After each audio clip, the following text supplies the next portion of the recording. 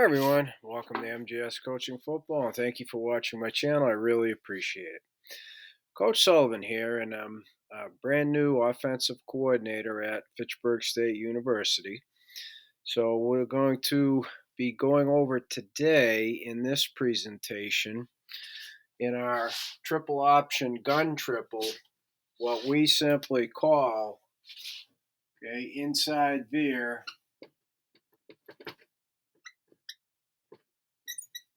on the line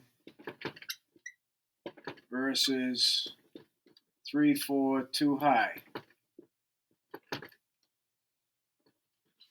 Okay, so we're going to show you how we run our base inside veer that we call 12-13, our numbering system. Okay, versus again 3-4 with two high safeties and how we execute it. So over here I'll go through the key terms to help you better understand, and over here I'll bring it all to life for you. Okay, so again, inside veer on the line, meaning the quarterback's going to call the direction versus the 3-4 with two high safeties.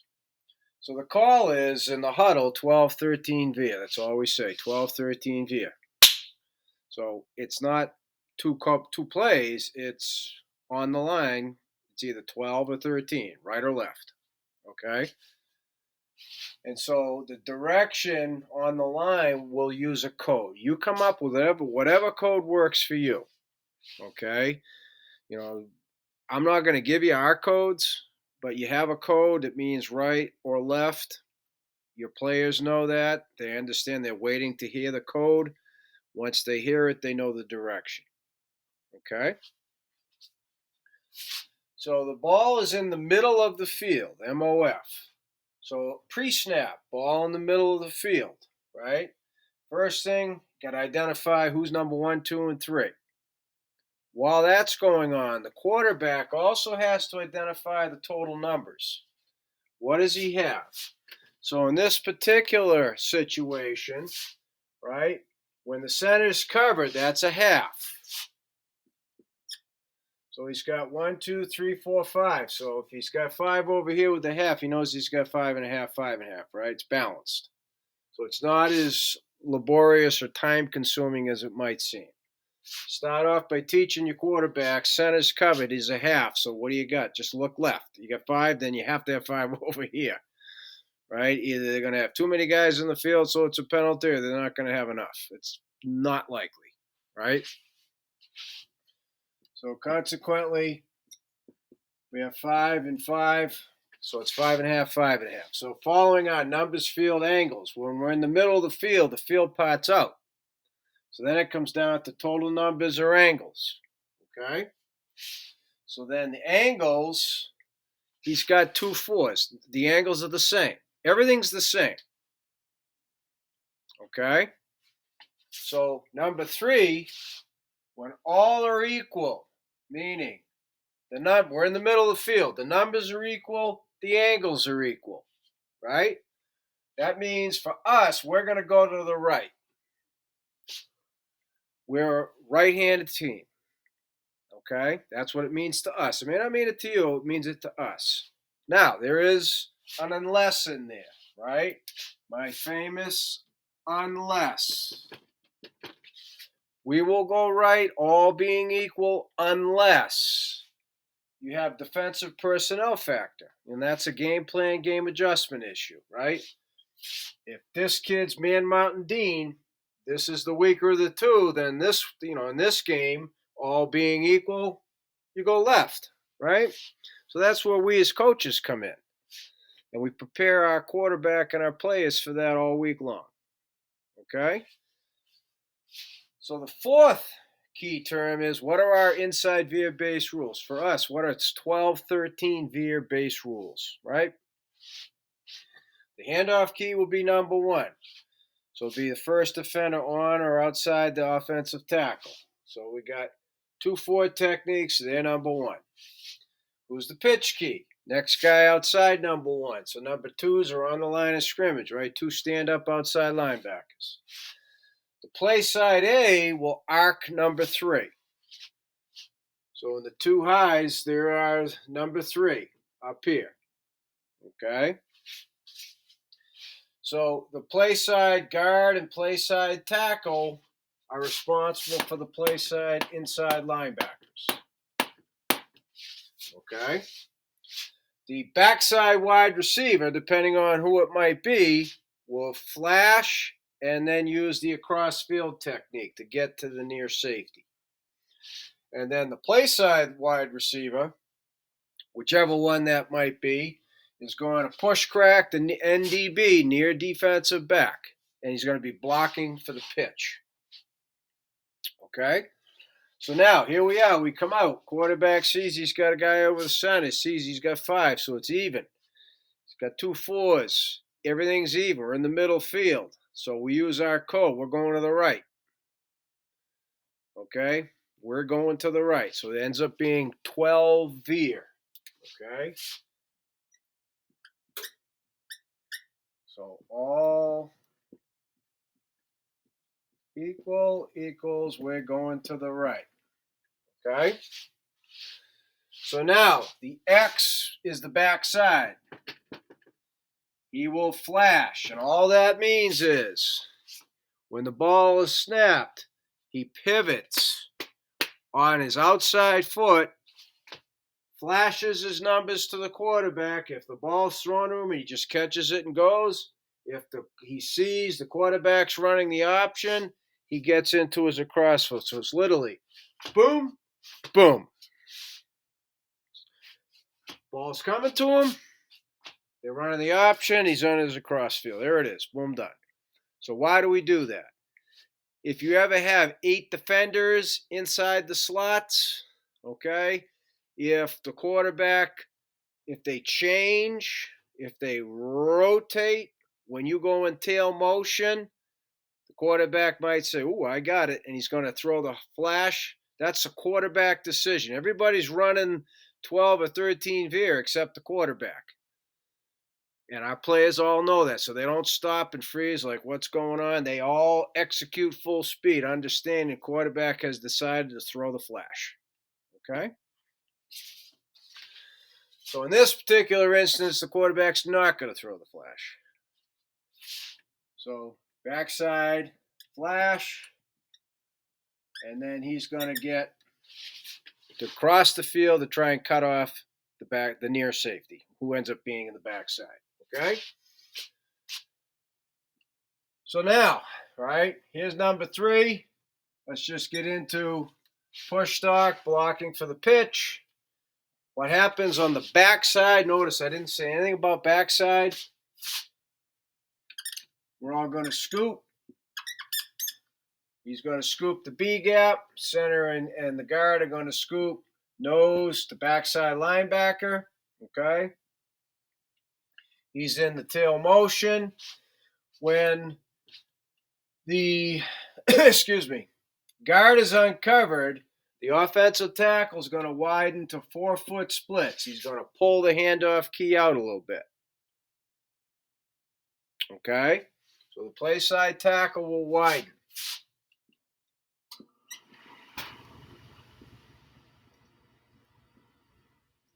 And then he will what we call arc release, dip and rip, right? Not expose the surface at all. Arc release. And what he's doing, the term is he's sifting. He's straight up the field for where the inside linebacker will end up. Don't go toward where he's coming from. He'll patch right over the top of you and you'll whiff. So arc release straight up the field and sift, right? You're anticipating that action right there. To protect the B gap, the guard is taking a zone step straight up into the B gap. So we protect the B gap. Remember, this is a B gap play. Okay? So there is the handoff key. There is the pitch key, right? Those are the 2 guys we're not blocking. We're reading.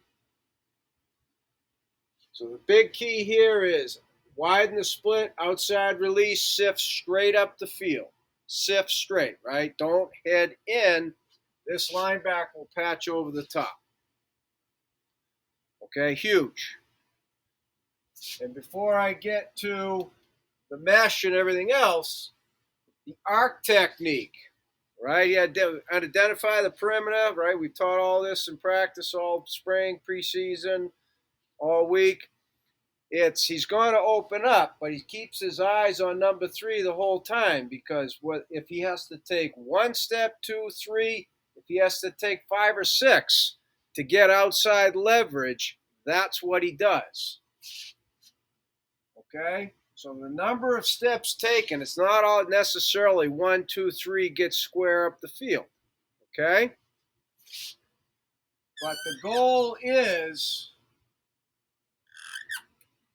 to attack and rip through the outside thigh board of the safety. Okay, we're not chopping at knees or anything else. We're ripping through the upper part of the thigh board and the hip. That's where we're going. We just need to get his upper body down, engage with you, and that's a block. Okay? So the steps that he takes in his arc are enough steps to get him the outside leverage to be able to rip through the outside thigh board, the upper thigh board. Okay? So now the B back on that snap of when he hears H in hut, he is 1, 2, 3 at the outside leg of the guard, soft squeezing the football. Okay, and he's got his eyes on number 1, 2, and then he's getting vertical into the B gap. Right, 1, 2, 3 vertical, 1, 2, 3 vertical, and at that point the decision's already been made. Ball's either at the midline of the quarterback or it's front hip, so it's decision time. Okay, so now the quarterback, right, in this case, he's going to point his play side toe at 4 o'clock. He's extending the ball back, and he's looking straight at the near shoulder of the handoff key. And so he's going to give the football to the B back, unless the near shoulder is coming down toward the B back. And when I say coming down, it's to the point where the other shoulder, so both shoulders are coming down, right? So literally the handoff key, both shoulders are coming down. If that near shoulder is just kind of doing this, give him the football, right? Just give him the damn football. So you're simplifying the whole process. You're going to give it to him unless this shoulder is coming to the point where both are squeezing down hard at the B back. Okay? So basically, it's got to be that type of look in order to disconnect the football. So after you give the football, you then attack the near inside shoulder of the pitch key. And then it's the same process, okay? If the handoff key shoulders were coming down hard, so keep the football, pull it. Now, as you're coming downhill at the inside shoulder of your pitch key, it's the same thing. Okay? And it's a heart-to-heart pitch. So, bottom line, as far as execution, I'm not going to get into a lot of particulars relative to the pitch key right now. We'll have future presentations specific just to the pitch key. Right now, in our 12-13 Veer that we've determined is going to the right because the numbers are equal, right? We're in the middle of the field, the angles are equal. We're going to give the football to B back. He's going to carry out his pitch fake. All right, you gotta understand you're manipulating 2 other defenders, your pitch key and the support key. If you stop, those 2 guys can get in and tackle the B back, right? So now, the only other thing I'll say is your pitch back, he's got to be 4 yards away and he's got to be slightly behind. So when the quarterback does pitch it eventually, he's where he's supposed to be. Okay? So again, the particulars on how to read a pitch key and make the proper decisions, that's a presentation by itself. For us, the inside veer is a be back play unless that handoff key is coming hard to take away your be back. Okay? So, as I said at the beginning, thank you for watching MJS Coaching Football. I really appreciate it. To subscribers and non subscribers alike, please, please, please, any questions, reach out to me at CoachMJSullivan@gmail.com because I would love to talk football with you.